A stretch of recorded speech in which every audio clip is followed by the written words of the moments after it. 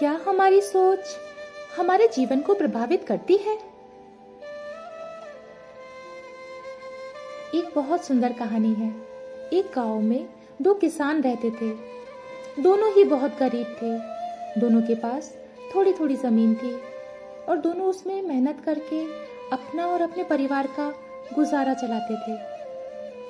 अचानक से कुछ समय के बाद दोनों किसानों की एक ही दिन एक ही समय पर मृत्यु हो गई। यमराज जी आए और दोनों को अपने साथ लेकर भगवान के पास चले गए। भगवान ने उन्हें देखकर उनसे पूछा, अब तुम्हें क्या चाहिए? तुम्हारे इस जीवन में क्या कमी थी? तुम्हें क्या बनाकर मैं पुनः इस संसार में भेजूं? यह बात सुनकर पहला किसान बड़े गुस्से में बोला कि हे भगवान, आपने मुझे कितना बेकार जीवन दिया, कुछ भी तो नहीं दिया मुझे। पूरी जिंदगी मैंने बहुत मेहनत से खेतों में काम किया और जो भी कमाया वह सब पेट भरने में लगा दिया। ना ही मैं कभी अच्छे कपड़े पहन पाया और ना ही कभी अपने परिवार को अच्छा खाना खिला पाया। जो भी पैसे कमाता था कोई व्यक्ति आकर मुझसे छीन कर ले जाता था और मेरे हाथ में कुछ भी नहीं आता था।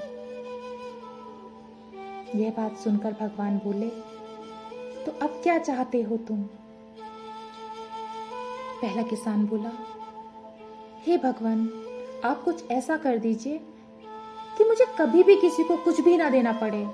मुझे तो केवल चारों तरफ से पैसा ही पैसा मिले। भगवान ने उसकी बात सुनी और तथास्तु कहा। उसके जाने के बाद भगवान ने पुनः वही प्रश्न दूसरे किसान से पूछा।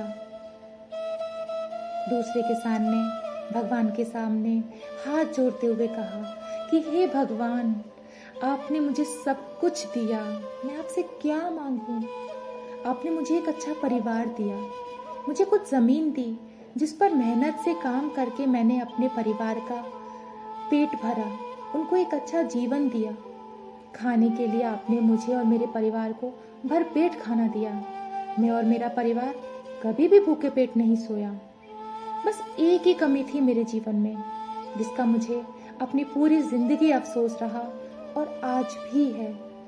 मेरे दरवाजे पर कभी कुछ भूखे और प्यासे लोग आते थे, परंतु कभी कभी मैं भोजन न होने के कारण उन्हें खाना नहीं दे पाता था और वो मेरे द्वार से भूखे ही लौट जाते थे।